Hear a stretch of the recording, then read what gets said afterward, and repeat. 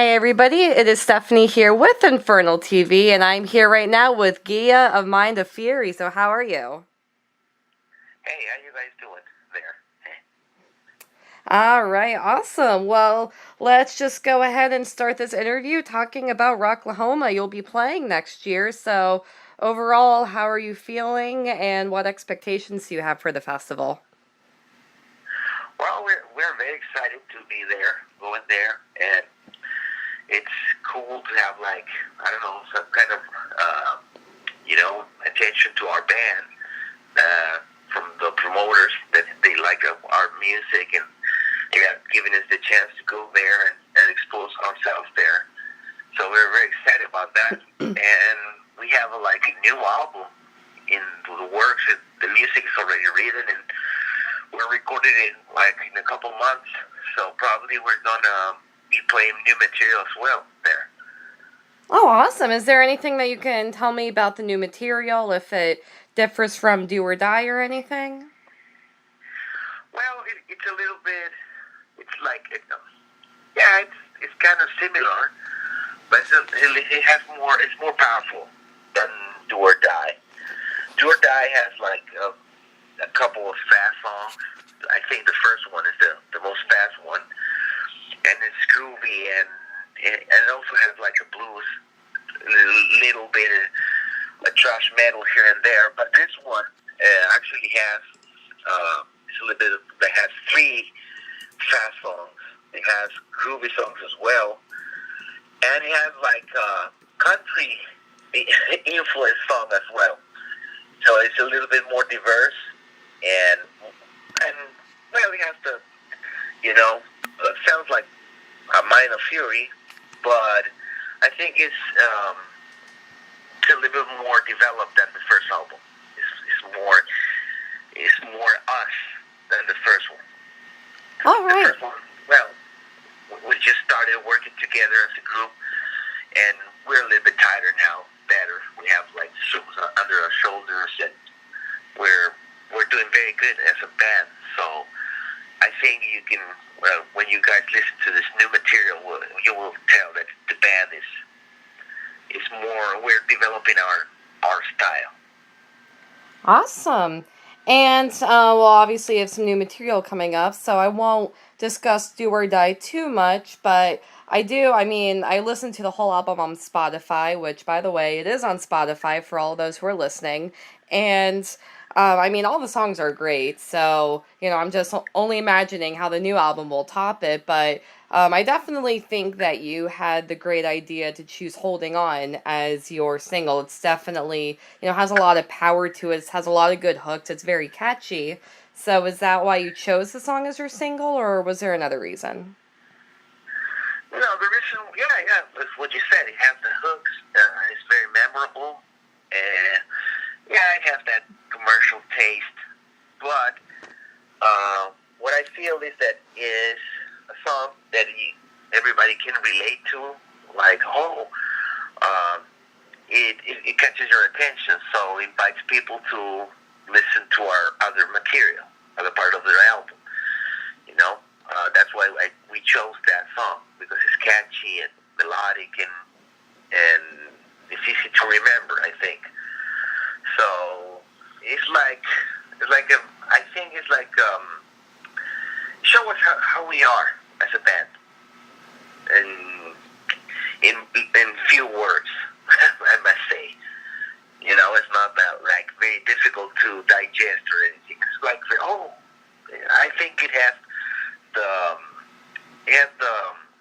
how can I say this? It has the essentials, so people can relate to us faster. Okay, awesome. And now, let's just go into the band background. How did you all form? Well, I'm coming from South America. I'm from the country down there. It's called Chile. And I started playing in bands when I was a teenager. Probably when I'm around 12, I started playing music. And I had my first band when I was 14. We played covers and stuff like that. And that's when I realized that I didn't like to play covers, but I want to do my own thing and write my songs. So I started writing songs and stuff. And then I formed a band in 2001. Before I formed the band, I had like a lot of demos and stuff like that. And I was very inspired by bands like Metallica, Pantera, Yngwie Malmsteen, Bon Jovi, and all that stuff that was happening when I was a kid. So I formed a band in 2000. I think it was 2002. Because before I formed this band, I was part of another band, and we were touring and doing professional work. This was around 2001. And we opened for a band called Angra from Brazil. Okay, that no was Angra. The biggest achievement that we got with that band. Afterwards, we formed another band with a drummer, and we were Human Factor. With that band, we released 2 albums. We did Unleashed and Behind the Dark. One was released in 2004, and the other one was released in 2006. And with that band, we toured all around our country, and we opened for bands like Angra, Gamma Ray, Halloween, Criminal from our country as well. The albums were released in Japan and in Europe. After that, we broke up as a band in 2008. So I then decided to form my own band, and that's when my band was a solo artist, a guitar player that plays guitar with a singer. I had a singer, I had a drummer, keyboard player, bass player. So, and that band was Gheeyeh, my name, my name. And with that band, I released 2 albums, 2 studio albums. The first one was Turn the Page in 2010. Then I released a live DVD and a live CD as well that was called Curtain Call Fuck Yeah. That was in 2011. And the same year I released a studio album called Metal Blast and a DVD in 2012. So there was Gheeyeh Live SCD in Chile as well in 2012. Then after that, I moved to the United States, and I met a keyboard player, Nick Marino. He plays with Yngwie Malmsteen. He's his keyboard player and singer now. I met him in a show here in Orlando when he came on tour with Yngwie, and I gave him a CD of my work with my phone number and everything else. And he called me back. Like, when the tour was over, he called me back. Like, dude, you know what? I listened to your CD, I read your material. Dude, you're great. I need a guitar player in this moment, and I don't know. I would like to meet you and see if we can make me do something. So as soon as I talked to him on the phone, we set up a date, and I went down there to Miami, Hollywood actually. We met there. We wrote a song, and it was like, dude, you know what? Yeah, let's do this. Yeah, it was the right thing for me at that moment to do. So I did an album with him. The album is Eternal Fire. It's NZM, Eternal Fire. That was released in 2014 with drummer Patrick Johansson, Nick Marino on keyboard and vocals, and me on bass and guitars and backing vocals. So then after that, in 2014, we did a lot of gigs down there in Miami area, and at the end of the 2014, it was like, you know what? I was feeling that it was his material, it was his band, even though I co-wrote most of the stuff, most of the riffs were mine. But you know what? It didn't feel good to me.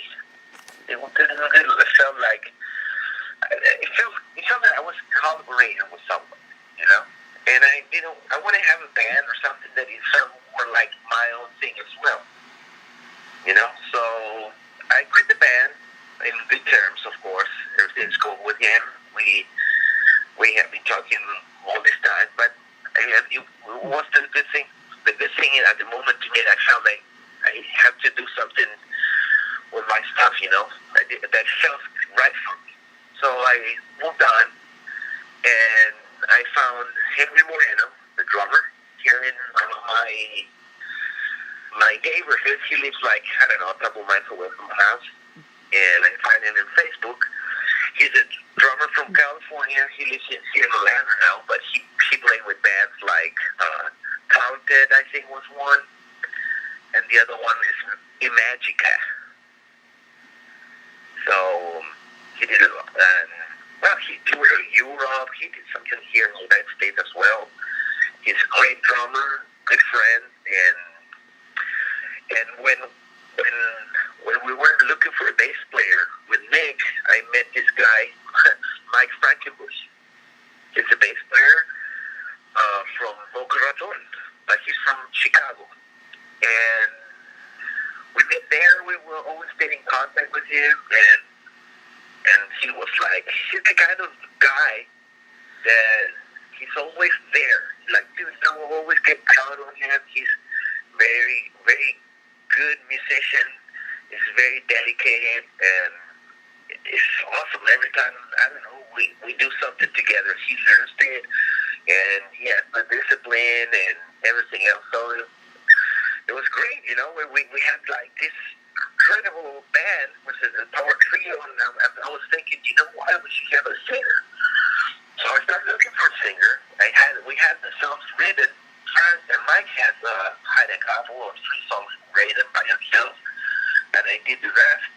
And I think we did one between both of us, and we had all the albums done. So we were waiting for a singer to pop up or something, and started working, recording vocals, and had our album ready. This was in 2015. I think I spent like 6 or 7 months looking for someone, and it was like everybody that I knew was like, I don't know, my parents. You know what, dude? I think you should do it yourself. You do the singing. You're not bad. Maybe you can do a better job, and keep it simple. It's like 3 guys. It's easier to get together, and there's no ego. Vocalists are always a pain in the ass. So probably, if you're going to be a pain in the ass, maybe the other guys can deal with you, but you're not going to deal with anybody else, So I said, okay, I would give it a try. And I recorded a couple demos of the songs, and I talked to the guys, and I said, you know what, I like this. And they support me, and I don't know. I don't even notice, and I start writing the lyrics and everything else. I have the album done very fast. And that was like by the end of last year, and we had our first gig last year. This year, February, we had in Daytona our first gig. And since then we have had a lot of gigs, and now we're going to Rocklahoma. That's awesome. So, cool. Yeah, kind of a brief resume, about what my life and the other guys and how we formed and everything else.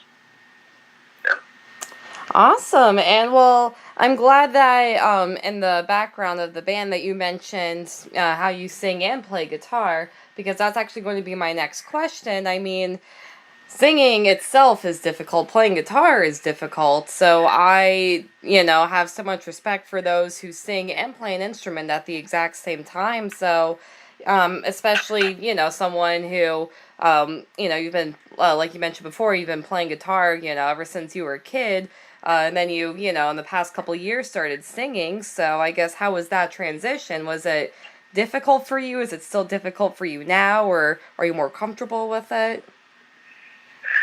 Well, I always sang in every project that I was the guitar player that did the backing vocals. I always doing backing vocals, even though I was doing the most complicated riffs and stuff. Somehow I was able to do it all the time, but for very brief period of time during the song, like in the chorus, maybe the pre-chorus, at the most. So yeah, it was kind of the thing that I had to manage a little bit more was like how to dial in my voice to the song. but the actual playing during I'm singing, it's a matter of practice. You know, you know, I spend some time at home, like rehearsing, singing, and playing, and then with the band, and then when I'm playing live, I don't even think about it. I don't even think about the words. It's just like they come out of my mouth. I don't know. It's something that I can't explain very good.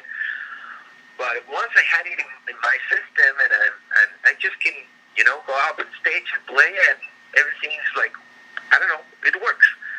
I don't think too much about it.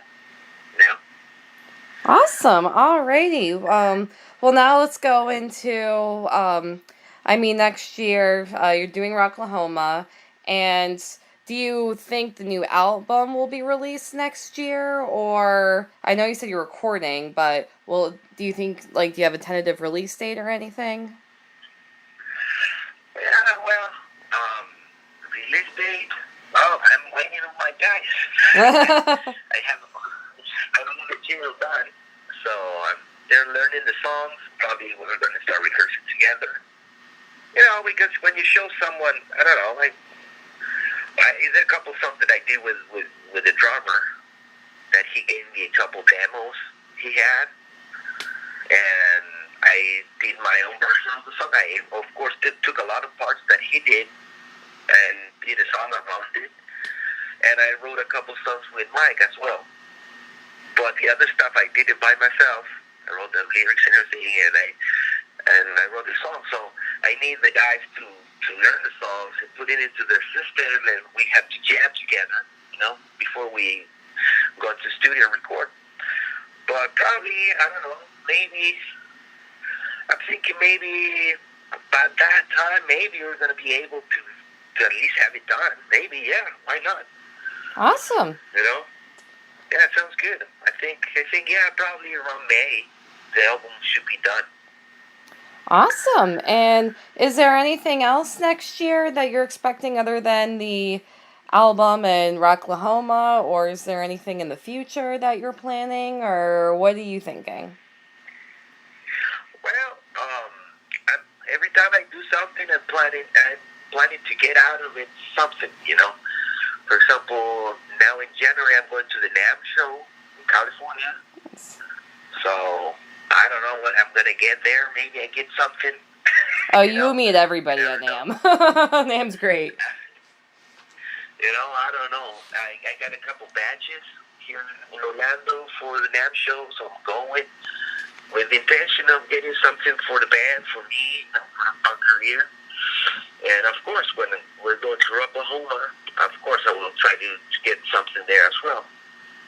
But in the near future, yeah, I would like to. I've been talking to a couple of promoters up there in Tampa, to do something in February. I don't know if it's going to happen or not, but that's like in the near future. That's what I would like to do. Go there, do a gig there, maybe other couple gigs here around Orlando, and at least once a month, have something to do live, so we can get very prepared properly for Oklahoma. All right, perfect. And now this is the last question. I'm opening it up to you. You can say anything you want. If you want to promote anything, or just say thank you for listening, or whatever. It's all on you. Okay. Well, I would like to say thank you for the opportunity to show and tell everybody about us, Michael Fury. Thank you very much for everything you do, and don't forget to visit MichaelFuryBand.com. Look us everywhere. We're in YouTube, we're in Spotify, we're on Google Play, we're on iTunes, we're in every platform imaginable. We're there. So just type our name, Michael Fury, album Do or Die, and you will be able to learn all about us. Our music, visit our website. You can listen to the tracks there as well. You can, if you like it so much and you want to have the hard copy, a CD or something, you can order it there as well. It's only $10 plus shipping. So, and if you want to stay in contact with us, if you like our music or latest, news and everything else, you can find us on Facebook as well at Mind of Fury Band. So thank you very much, and thank you all the Furies out there that listen to us right now, because there's a lot of people that like us, and I call them with a lot of, with my heart, the Fury. So a good salute to you, Furies out there. Thank you. All right, awesome. Thank you, everybody, for listening. Mind of Fury is definitely one of the rising bands. So, just like Gheeyeh said, check them out on social media. They're on all social media platforms. Listen to Do or Die if you haven't yet. You can stream it on Spotify, and you can also buy a physical copy or download, as Gheeyeh said. And obviously, they're playing Rocklahoma. They're playing around Florida. So keep up on everything they're doing and check and see if you can watch them live. Thank you for listening, and stay metal.